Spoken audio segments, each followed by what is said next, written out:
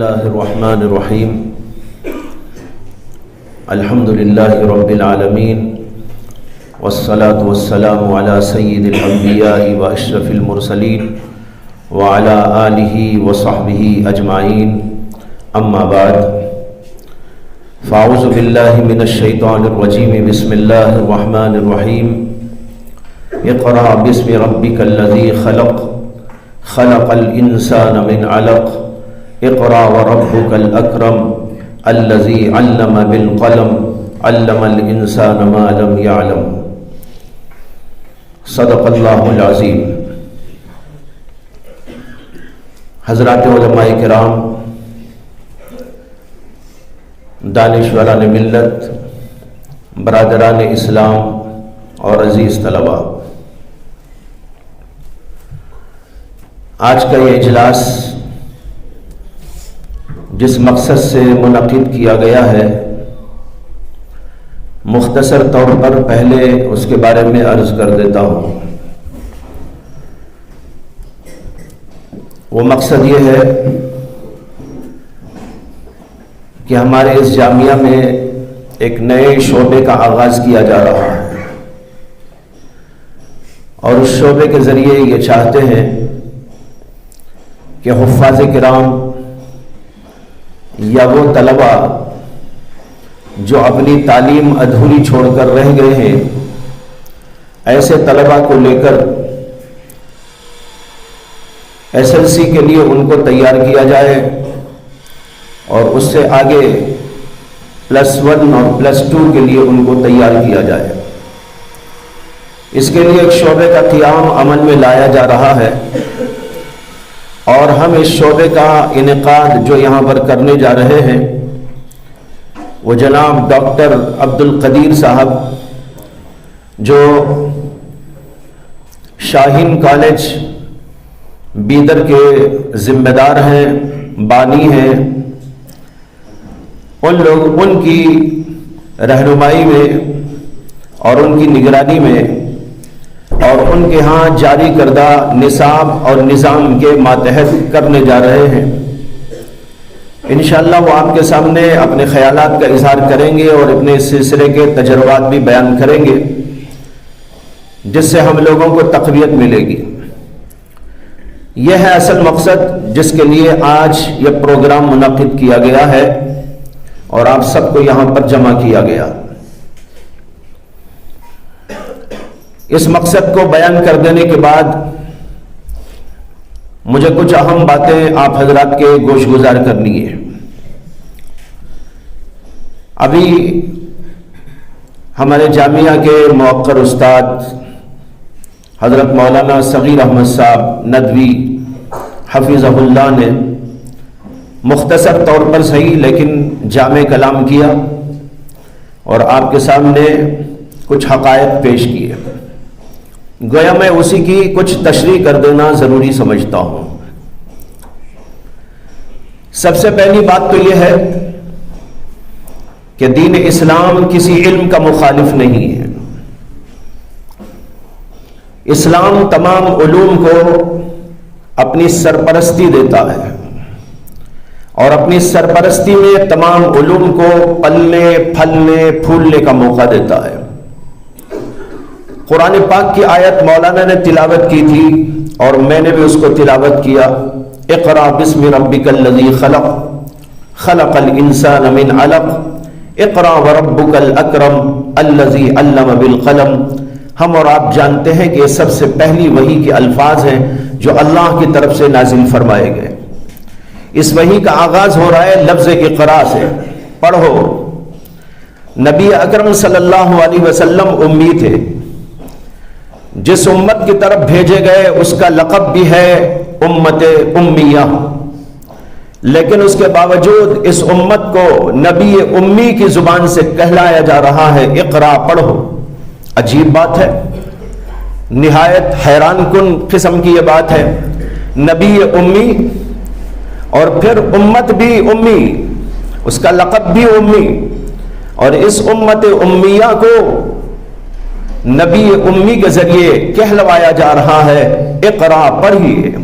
معلوم ہوا کہ اسلام کے اندر پڑھنے کا سیکھنے کا، سکھانے کا، علم کا یہ بہت اہم اور تاکیدی حکم ہے۔ اس لیے ہمارے اسلاف نے، ہمارے بزرگوں نے ہر دور کے اندر تعلیم کو سب سے اونچے مقام پہ رکھا۔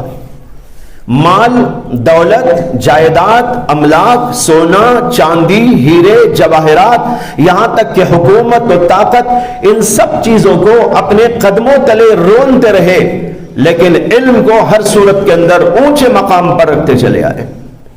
یہ اس بات کی واضح دلیل ہے کہ اسلام نے سب سے اہم چیز جس کو قرار دیا وہ ہے علم۔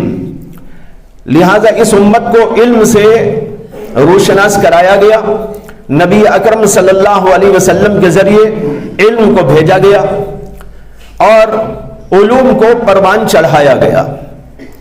دوسری بات یہ سمجھانا ہے کہ اللہ تعالیٰ نے قرآن کریم میں جو فرمایا اقرا بسم ربک، جیسے مولانا نے فرمایا کہ مفعول بہ کا یہاں ذکر نہیں ہے، پڑھو۔ کیا پڑھو؟ اس کو اللہ نے یوں ہی رکھ دیا، اور علماء بلاغت لکھتے ہیں کہ ایسے مواقع پر جو مفعول محذوف مانا جاتا ہے وہ عام ہوا کرتا ہے، اس کو عام لینا چاہیے۔ لہذا اس کا مطلب یہ ہوا جو بھی پڑھنے کے قابل اور نفع بخش چیز ہے وہ تم پڑھو۔ اقرا، پڑھو، جو بھی چاہے پڑھو، پڑھنے میں کوئی پابندی نہیں ہے، لیکن ایک پابندی یہ ہے کہ پڑھنے کا طریقہ کیا ہونا چاہیے۔ پڑھنے کا طریقہ ہو بسم ربک، رب کے نام کے ساتھ، رب کی یاد کے ساتھ، اور رب کی یاد میں رب کے احکام بھی آ گئے، رب کی یاد میں اللہ کا کلام بھی آ گیا، رب کی یاد میں اللہ کے نبی علیہ السلام کے بتائے ہوئے طریقے بھی آ گئے۔ جس طریقے سے انہوں نے بتایا، جس انداز سے انہوں نے بتایا، اس کو پیش نظر رکھتے ہوئے، اللہ کو یاد رکھتے ہوئے، اللہ کے قوانین کو یاد رکھتے ہوئے تم کو پڑھنا چاہیے۔ پڑھو کچھ بھی، لیکن کبھی یہ نہ بھولو کہ تمہارا خالق کون ہے، تمہارا مالک کون ہے، اور اس کے احکامات کیا ہیں، اس کی تعلیمات کیا ہیں، اور اس کی مرضیات کیا ہیں، اس کی نامرضیات کیا ہیں۔ اس کو پیش نظر رکھ کر تم کو پڑھتے رہنا چاہیے۔ چنانچہ ایک زمانہ ایسا ہی تھا کہ پڑھنے والے پڑھتے رہے، بہت کچھ پڑھتے رہے، لیکن اللہ کے نام کے ساتھ پڑھتے رہے، اللہ کی یاد کے ساتھ پڑھتے رہے، اللہ تعالیٰ کے احکام کو پیش نظر رکھتے ہوئے پڑھتے رہے۔ مجھے اس سلسلے میں میری ہی لکھی ہوئی ایک عبارت اس موقع پر سنا دینا مناسب سمجھ میں آتا ہے کہ میں نے اپنی کتاب عصری تعلیم گاہوں کے نصاب اور نظام تعلیم پر بے لاگ تبصرہ اور اہل اسلام کے لیے مفید مشورے، ایک چھوٹا سا میرا رسالہ ہے، اس رسالے میں نے یہ بات لکھی تھی، تعلیم اور ہمارے اسلاف۔ ہمارے اسلاف کا کیا انداز تھا، کیا نقطہ نظر تھا۔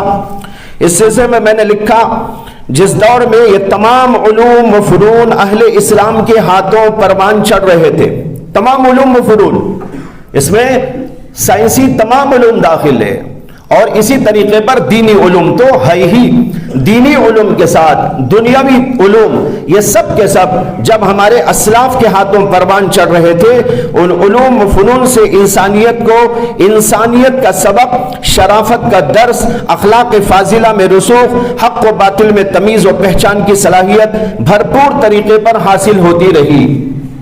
یہ تھا ہمارے بزرگوں کا طریقہ، اور انسان ہدایت کی شاہراہ پر گامزن اور صراط مستقیم پر قائم تھا۔ سائنس کا ہر سبق اس کے لیے وجود خداوندی اور توحید خداوندی کا درس تھا۔ ٹیکنالوجی کے فنون اس کے لیے قدرت خداوندی پر یقین کا باعث بن جاتے تھے۔ تاریخ کے واقعات اور قوموں کے عروج و زوال کی داستانیں اس کے لیے عبرت اور موعظت کے اسباق قرار پاتے تھے، اور وہ ان سے ہدایت حاصل کرنے پر مجبور ہو جاتا تھا۔ اس طرح پڑھتے تھے، سائنس پڑھتے تھے، لیکن سائنس کو اس طرح پڑھتے تھے کہ ان چیزوں کو پیدا کرنے والا اللہ ہے، لیکن بعد میں چل کر لوگوں نے اس کو صرف ایک دنیاوی چیز قرار دے کر جب اس کو اس نقطہ نظر سے پڑھنا چاہا تو بیشتر پڑھنے والے سائنسدان نہ صرف یہ کہ ایمان سے خالی تھے بلکہ وہ خدا کے وجود تک کے منکر ہو گئے۔ یہ کب ہوا؟ جب انہوں نے اللہ کو چھوڑ کر سائنس پڑھی، اللہ کو چھوڑ کر ٹیکنالوجی کے علوم میں آگے بڑھتے رہے، ان علوم اور فنون کو اللہ سے ہٹا کر، اللہ کے دین سے ہٹا کر پڑھنا شروع کیا، تو اس کا نتیجہ یہ ہوا کہ بے ایمانی آ گئی اور اللہ کے وجود تک کے انکاری بنتے چلے گئے، یہاں تک کہ یہ دنیاوی علوم صرف دنیا تک محدود ہو گئے، حالانکہ ان میں سے ہر چیز اللہ کی قدرت کی نشانی تھی، اللہ کے وجود کی دلیل تھی، اللہ کی توحید اور اللہ تبارک و تعالیٰ کی صفات ان سب چیزوں کے لیے دلیل بننے کے قابل تھی۔ اسی لیے عالم کو عالم کہتے ہیں کہ عالم کے معنی ہے اللہ کو پہچاننے کا آلہ۔ عالم جس میں زمین بھی ہے، آسمان بھی ہے، چاند و سورج بھی ہے، یہ تمام علوم و فنون ہیں، عجیب عجیب حقائق ہیں، یہ ساری چیزیں پڑھتے ہوئے ایک بندہ جب غور کرتا ہے اللہ کا نام ساتھ رکھتے ہوئے اور اپنے دل میں اس کو اجاگر کرتے ہوئے، تو ہر چیز کے اندر اسے خدا ہی خدا نظر آتا ہے۔ یہ ہماؤس کا عقیدہ نہیں ہے، کہیں آپ سمجھ لیں کہ ہماؤس کی بات کر رہا ہوں، تو بہرحال ہر چیز میں خدا یعنی خدا کی دلیل نظر آتی ہے، اللہ کی صفات نظر آتی ہیں، اللہ کی قدرت و جلالت کے مظاہر نظر آتے ہیں، یہ سب مناظر اس کے اندر نظر آتے ہیں جب اللہ کو یاد رکھتے ہوئے کوئی پڑھتا ہے۔ آج ضرورت اسی بات کی ہے کہ ہمارے اسلاف اور بزرگوں نے ان علوم اور ان فنون کی سرپرستی کرتے ہوئے، بلکہ ان علوم اور فنون کو اپنے ہاتھ میں لیتے ہوئے ان کو برت کر لوگوں کو دکھایا اور سبق پڑھایا، شرافت کا سبق، انسانیت کا سبق، توحید کا سبق، اللہ کی وحدانیت کا سبق، یہ سارے اسباب ہم پڑھانے والے بن جائیں۔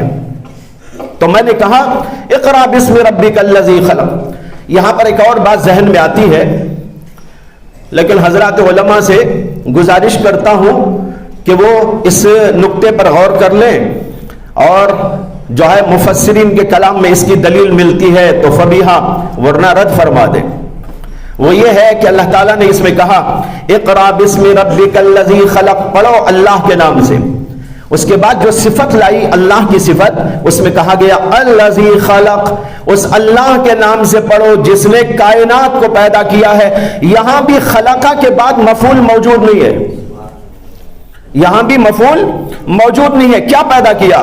ارے سب کچھ پیدا کیا، عموم یہاں مراد لو، تمام آسمان، زمین، تمام کے تمام ستارے، یہ انسان، یہ فرشتے، یہ جنات، یہ تمام کے تمام حیوانات، یہ سب کے سب چیزیں اللہ نے پیدا فرمائی۔ الذی خلق، جس اللہ نے اس کائنات کو، کائنات کے ذرے ذرے کو، یہاں کی مخلوقات کو پیدا کیا، اس اللہ کو یاد کرتے ہوئے پڑھو۔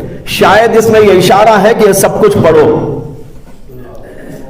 شاید اس میں اشارہ ہے کہ یہ سب کچھ پڑھو، زمین کو بھی پڑھو، آسمان کو بھی پڑھو، چاند کو بھی پڑھو، سورج کو بھی پڑھو، زمین کے خزانوں کو بھی پڑھو، اور فضاؤں میں پھیلے ہوئے خزانوں کو بھی پڑھو، ہواؤں کو بھی پڑھو، اور روشنیوں کو بھی پڑھو، ان تمام چیزوں کو پڑھو جس کو اللہ نے پیدا کیا، وہ سب پڑھنے ہی کے لیے پیدا کیا گیا ہے۔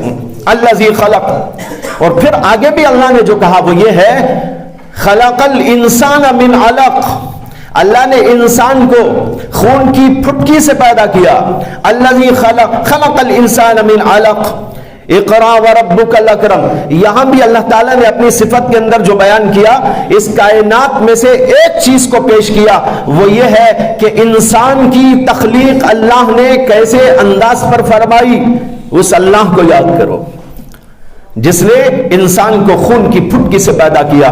پہلے تو وہ ایک نطفہ ناپاک تھا، نطفہ ناپاک کو خون کی پھٹکی میں تبدیل کر دیا گیا، اور پھر اس کے بعد بھی مراحل در مراحل سے اس کو گزارا گیا، اس کو پھر آگے جو ہے ایک لوتھڑے کی شکل دے دی گئی، لوتھڑے کو پھر اللہ تبارک و تعالیٰ نے ہڈیاں بنا دی، اور ہڈیاں بنانے کے بعد فَكَسَوْنَا الْعِظَامَ لَحْمًا، ہم نے اس ہڈی کے اوپر گوشت کا لباس پہنا دیا۔ عجیب الفاظ ہیں، فَكَسَوْنَا الْعِظَامَ لَحْمًا، ہم نے لحم کو یعنی گوشت کے اس یہ ہڈیوں کو ہم نے گوشت کا لباس پہنا دیا، یعنی اندر ہڈیاں ہو گئی، اوپر گوشت کا ایک لباس اللہ نے پہنا دیا، اور پھر اس کے اوپر ایک جرکن بھی پہنا دی۔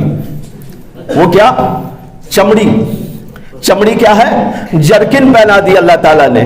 پہلے تو لباس پہنایا، وہ لباس تو ہے گوشت کا لباس، اندر ہڈیاں، ہڈیوں کے اوپر گوشت، گوشت کے لباس کے بعد اوپر چمڑا، اور اللہ نے ایک اور جگہ پر یوں فرمایا یا ایھا الانسان ما غرک بربک الکریم الذی خلقک فسواک فعدلک فی ای صورت ما شاء رکبک۔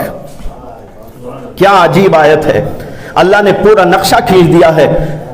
اب یہاں اللہ تعالیٰ نے اس کو پیش فرمایا تو شاید اشارہ ہو کہ یہ بھی پڑھو کہ انسان کو کیسا پیدا کیا، اور یہ علوم ظاہر ہے کہ سائنس سے تعلق رکھنے والے ہیں۔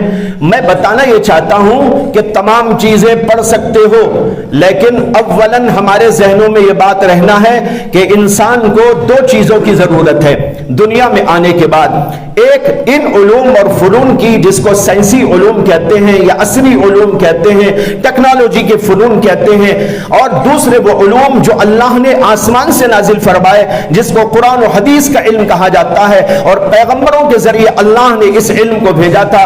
دونوں علموں کا فرق یہ ہے کہ اللہ تعالیٰ نے جو ہے انسان کو بنایا تو انسان میں دو چیزیں ہیں، ایک اس کا جسم ہے اور ایک اس کے اندر روح ہے۔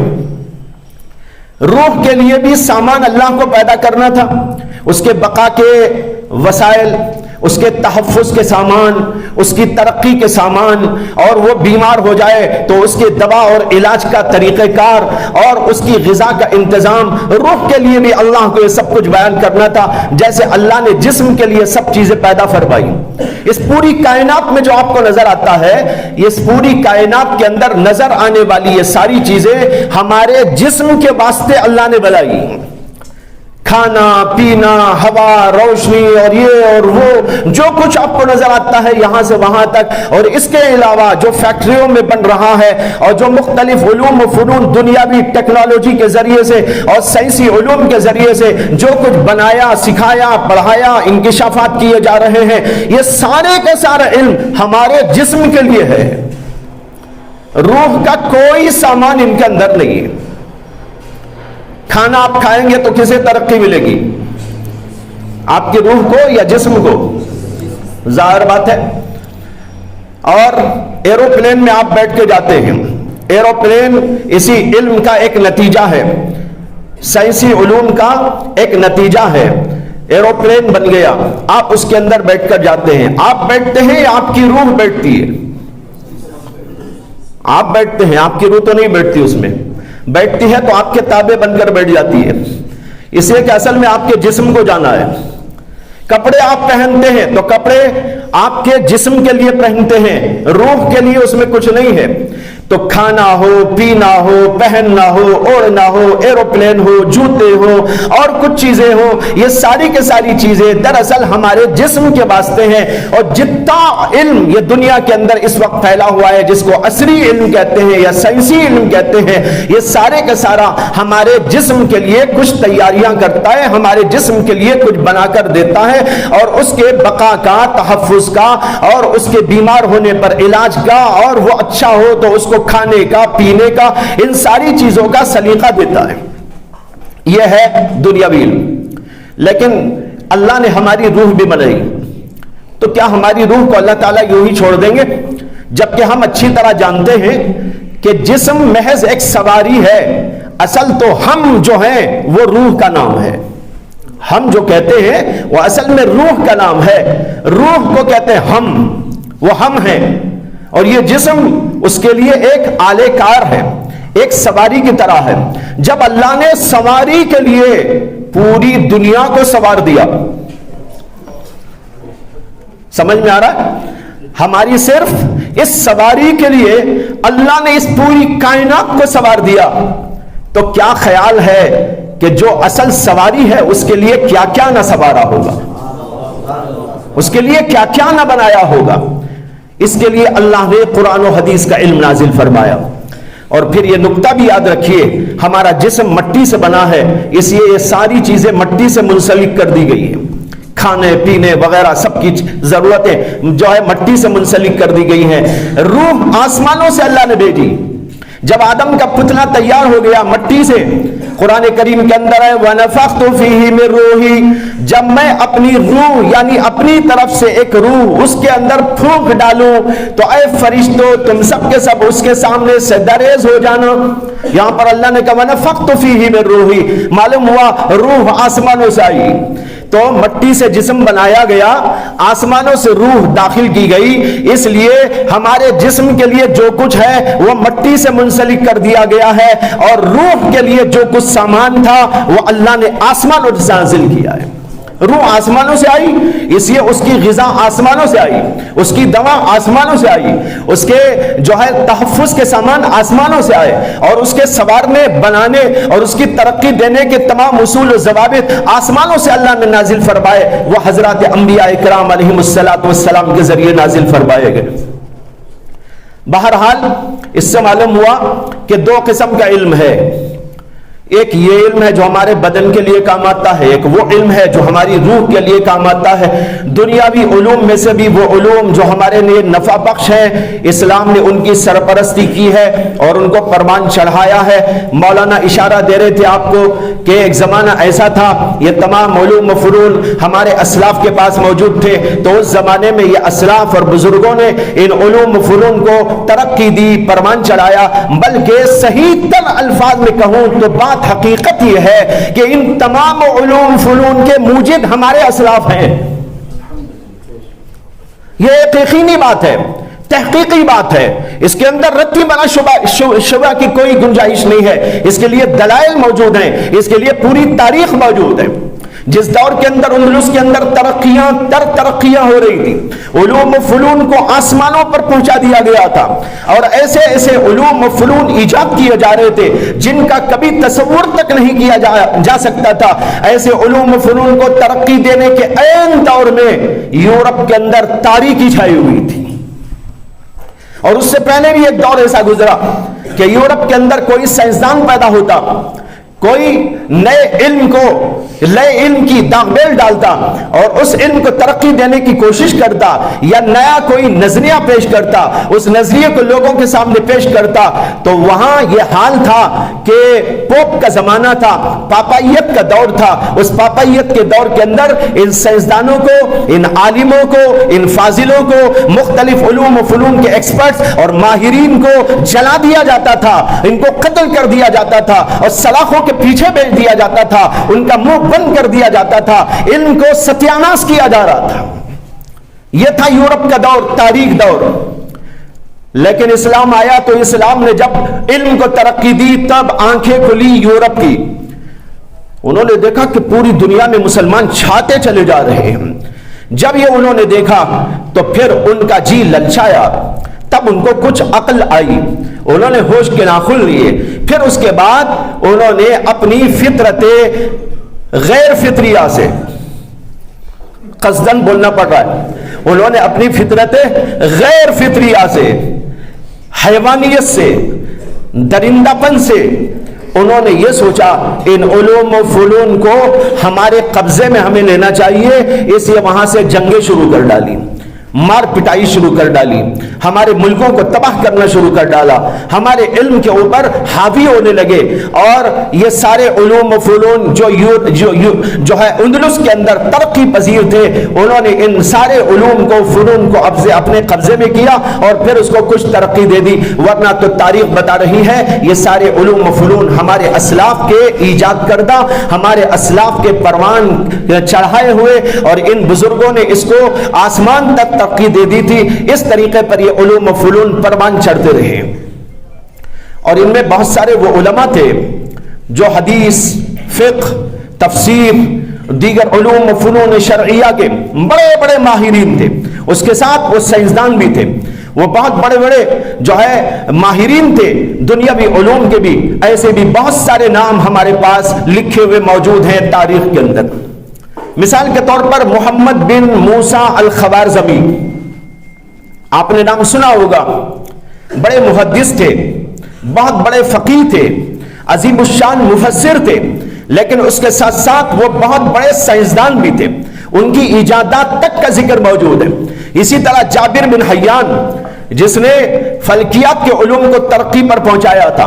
اسی طرح مختلف علوم و فنون کے ایسے ماہرین موجود ہیں جو ایک طرف اسلامی علوم کے حامل تھے تو دوسری طرف دنیاوی علوم کے حامل تھے. ان سب چیزوں کو لے کر چلتے رہے.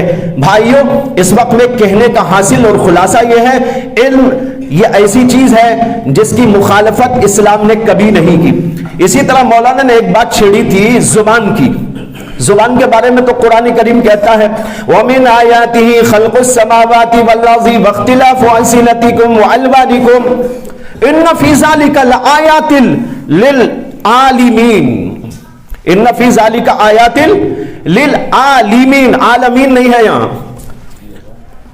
اللہ کہہ رہے بے شک اللہ کی نشانیوں میں سے زمین و آسمان کی تخلیق بھی ہے اور مختلف قسم کی زبانوں اور انسانوں کی رنگتیں بھی. انسان بھی ڈیزائن کے ہیں. کوئی کالا ہے، کوئی پیلا ہے، کوئی اجلا ہے، کوئی کیسا ہے، کوئی کیسا ہے، کوئی بہت ہی گارنٹی کلر کالا ہے اور کوئی بہت ہی گارنٹی کلر اجلا ہے، کوئی درمیانی قسم کے ہیں. اور پھر جو ہے زبانیں بھی الگ الگ ہیں. کوئی کچھ زبان بولتا ہے، کوئی اور زبان بولتا ہے. زبانوں کا اختلاف. اللہ کہتے ہیں تمہاری رنگتوں کا اختلاف اور تمہاری زبانوں کا اختلاف یہ سب کا سب اللہ کی قدرت کی نشانیوں میں سے ایک نشانی. غور کرنے والوں کے لیے جو عالم ہے اس کے اندر نشانیاں ہیں. ان فی ذالک آیات للعالمین. معلوم ہوا عالموں کو خاص طور پر اس پر توجہ دینے کی ضرورت ہے کہ یہ مختلف زبانوں کا مسئلہ علماء سے متعلق ہے. وہ سمجھیں گے، وہ سوچیں گے، وہ غور و فکر کریں گے.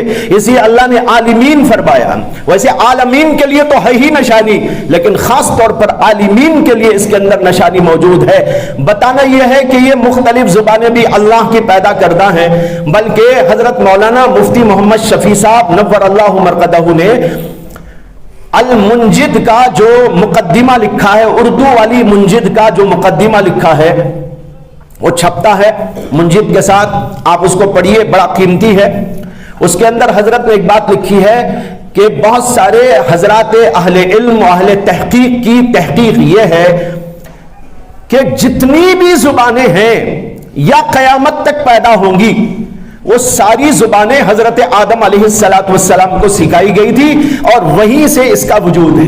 وہ اپنے اپنے موقع پر ظاہر ہوتی رہیں گی. ہو سکتا آگے بھی کوئی زبان بن جائے. جیسے اردو زبان قریب زمانے تک نہیں تھی، وجود میں آ گئی. ایسے ہی اور زبانیں بھی ہو سکتا آئندہ بھی کوئی زبانیں پیدا ہو. لیکن ان ساروں کا منبع حضرت سیدنا آدم علیہ السلام. اللہ نے ان کو جو علم دیا اس کے اندر تمام اسماء کا ذکر آتا ہے. علم آدم الاسماء. اس کے اندر تمام زبانیں. اسی آیت کو انہوں نے اس سلسلے میں بطور دلیل پیش کیا ہے. تو زبانوں کا اختلاف اس سے تو فائدہ اٹھایا جا سکتا ہے. جہاں ہماری جس زبان کی ضرورت ہو اس زبان کو لینا یہ ظاہر بات ہے. اسلام اس کا مخالف نہیں ہے، نہ کبھی رہا. بہت زمانہ پہلے مجھے یاد آتا ہے، ویسے عوام کے اندر یہ بات مشہور ہے، بلکہ بہت سارے دانشوروں کے درمیان بھی یہ بات مشہور ہے کہ علماء کرام انگریزی کے مخالف ہیں. یہ پتہ نہیں کہاں سے ایک غلط خیال، باطل قول لوگوں کے درمیان میں چل پڑا اور انہوں نے اسے ایسا سمجھ لیا گویا کہ ایک محقق کوئی فیصلہ تھا علماء کرام کا. بالکل غلط، 100% غلط. کہیں اس کا کوئی وجود نہیں. میں گارنٹی سے بول رہا ہوں، کتابوں کے مطالعے کے بعد بول رہا ہوں، پوری تحقیق کے بعد بول رہا ہوں. ہمارے کسی بھی عالم نے کبھی یہ فتویٰ نہیں دیا کہ انگریزی زبان سیکھنا حرام ہے، ناجائز ہے. معلوم نہیں کہاں سے چلا آیا. بات یہ ہے اصل میں جیسے مولانا فرما رہے تھے کہ کچھ چیزیں سیکھتے سکھاتے ان کی تہذیب اور ان کی معاشرت اور ان کی ثقافت یہ چیزیں بھی اختیار کر لی جاتی ہیں. اس لیے علماء نے بطور احتیاط کچھ چیزوں سے منع کیا، وہ الگ بات ہے. لیکن مطلقاً انگریزی زبان سیکھنے سے منع کر دیا ہو یا سائنس سیکھنے سے منع کر دیا ہو، ٹیکنالوجی کے علوم سے منع کر دیا ہو، خاص طور پر ان علوم کو نشانہ بنا کر خدا کی قسم کھا کر کہتا ہوں کہیں اس کی کوئی دلیل نہیں ملے گی. مجھے یاد آتا ہے کہ بہت پہلے ایک بار بھٹکل جانا ہوا تھا، وہاں ایک کالج میں بیان تھا میرا، غالباً مولانا بھی ساتھ تھے، مجھے یاد پڑتا ہے ایسا. تو ہم لوگ وہاں ایک کالج میں بیان تھا تو میں نے بیان کیا، تو وہاں پر اسی قسم کا موضوع تھا میرا. جب میں نے بیان کیا اور اس کے اندر یہ بات بھی کہی کہ یہ سارے علوم پڑھے جا سکتے ہیں، پڑھائے جا سکتے ہیں، انگریزی زبان کے بارے میں بھی میں نے کہا، تو اس کے بعد جو وہاں کے پرنسپل صاحب تھے ان کی آفس کے اندر بیٹھنا ہوا۔ بیٹھتے ہی سب سے پہلے انہوں نے مجھ سے کہا، سب سے پہلے آج آپ کی زبان سے میں نے سنا ہے کہ جو ہے انگریزی پڑھ سکتے ہیں، میں نے کسی عالم سے نہیں سنا، اور کہا کہ میں یہ سنتا تھا کہ علماء اس کو منع کرتے ہیں۔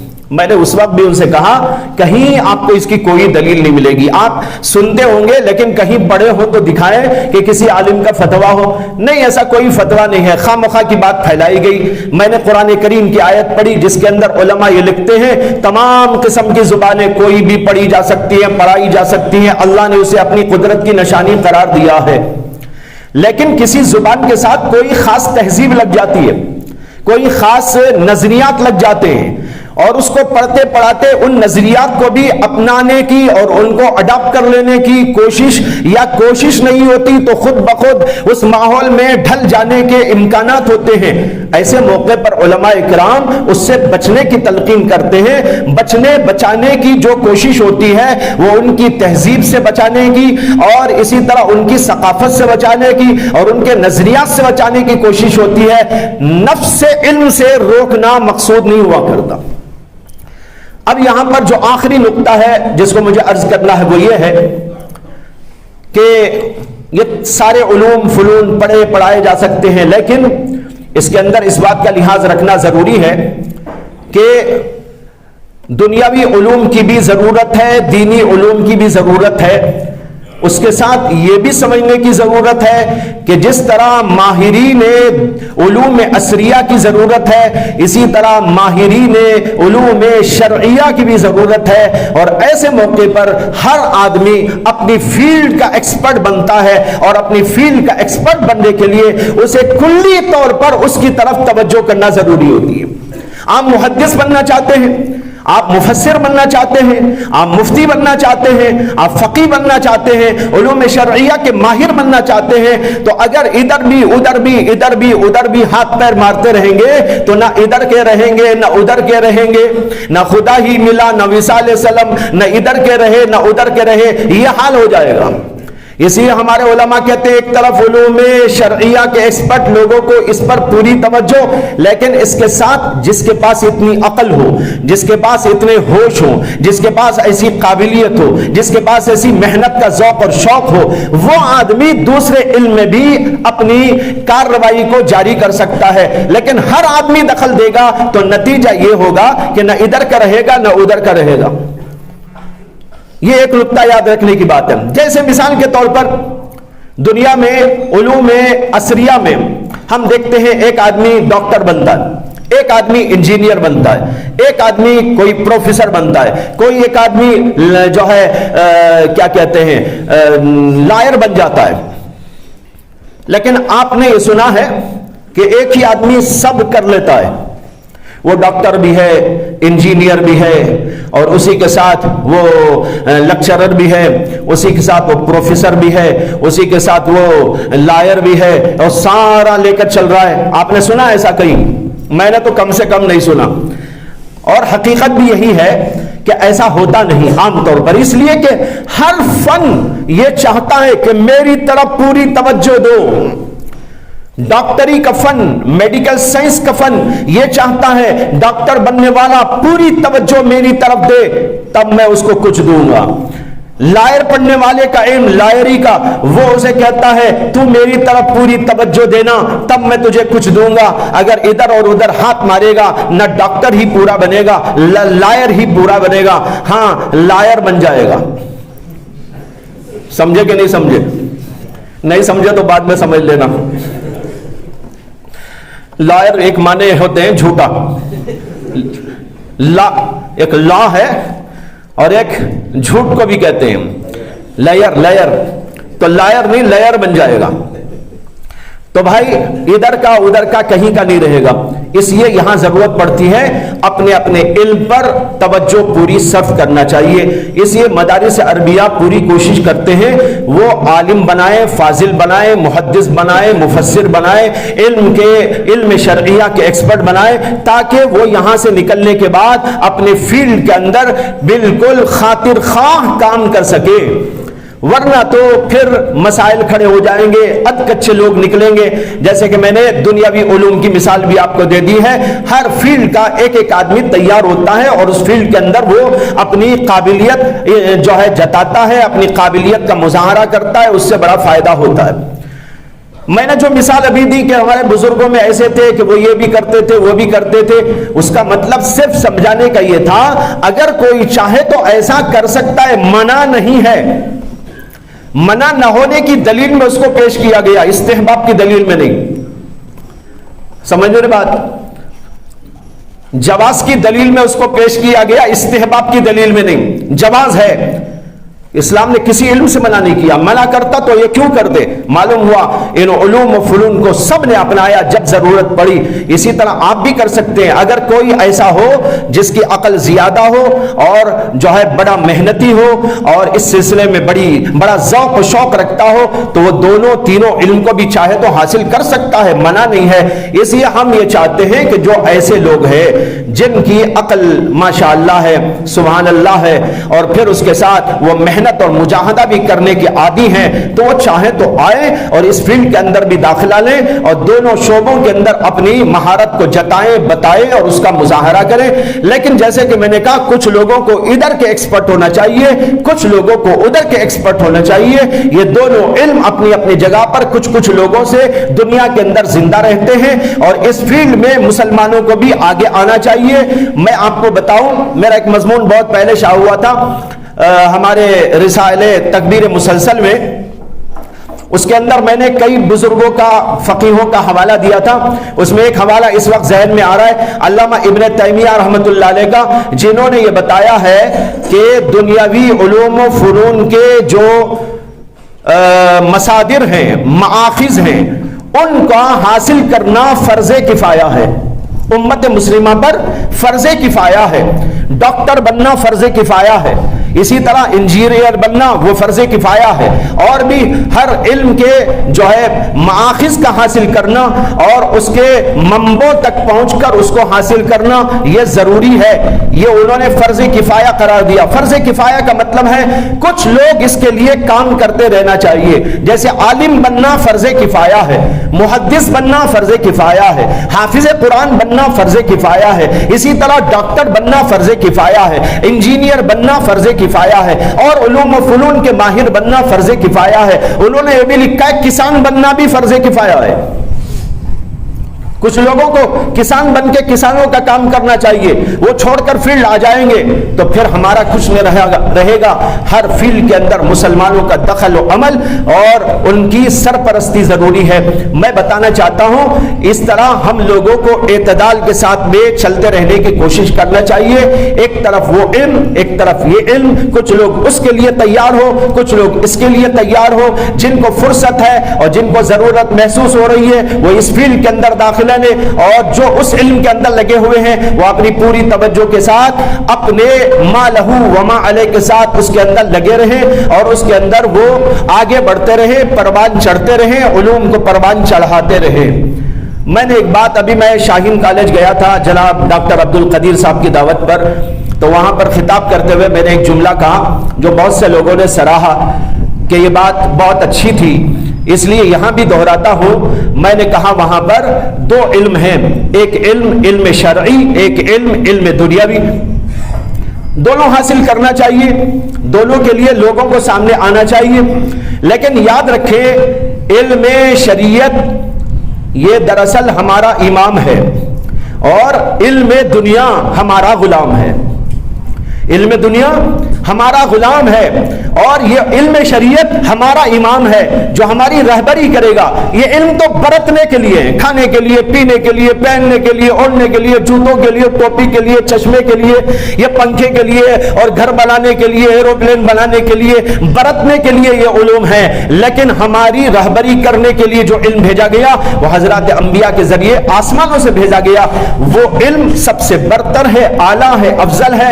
اور جہاں بھی فضائل و مناقب علم کے بیان کیے گئے، جنت ملے گی اور انبیاء کے وارث شمار کیے جائیں گے اور یہ ہوگا اور یہ ہوگا، وہاں پر مراد علم شریعت کی فضیلتیں ہیں۔ باقی علم دنیا اپنی جگہ ایک ضرورت ہے، اپنی جگہ نافعیت رکھتا ہے، اپنی جگہ اس کی ضرورت کی بنیاد پر اس کو حاصل کرنا چاہیے۔ جیسے دنیا کی بہت ساری چیزوں کو ہم اپنی عقل سے سمجھتے ہیں، اس کی ضرورت کا احساس کرتے ہیں، اسی طرح اس کا بھی احساس کرتے ہوئے اس میں آگے بڑھنا چاہیے۔ یہ ہے شریعت کا نقطہ نظر جو تفصیلی طور پر آپ حضرات کے سامنے میں نے رکھ دیا تاکہ کسی کو کوئی غلط فہمی نہ ہو۔ یہ علم کی کیا حیثیت، اس علم کی کیا حیثیت، دونوں کا مقام، دونوں کی منزلت کیا، اور یہ کہ ہم ان دونوں علوم کو لے کر کس طرح دنیا میں چل سکتے ہیں اور کس طریقے پر ان کے فوائد و برکات سے نفع اٹھا سکتے ہیں۔ یہ کچھ مختصر کلام آپ حضرات کے سامنے پیش کیا گیا۔ اس کے بعد میں چاہتا ہوں کہ جو یہاں پر اسٹیج پر رونق افروز ہمارے علماء کرام ہیں، دانشوران ہیں، وہ اپنے اپنے خیالات کا، تاثرات کا اس سلسلے میں اظہار فرمائیں۔ وآخر دعوانا الحمدللہ رب العالمین۔